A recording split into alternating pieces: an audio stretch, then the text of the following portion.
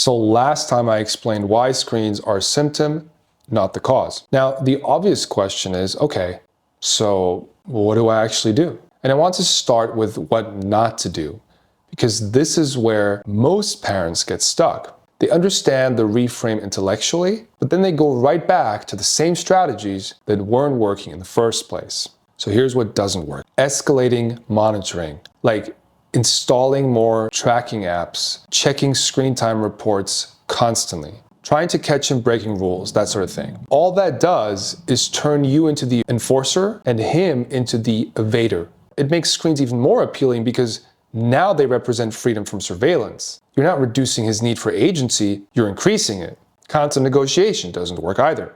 If you do your homework, you can have an hour of screen time. If you clean your room, I'll give you your phone back. This turns every interaction into a transaction. And it teaches him that effort is only worth it if there's a screen-based reward at the end. You're actually reinforcing the idea that screens are the most valuable thing in his life. Removing screens without replacement is probably the worst strategy.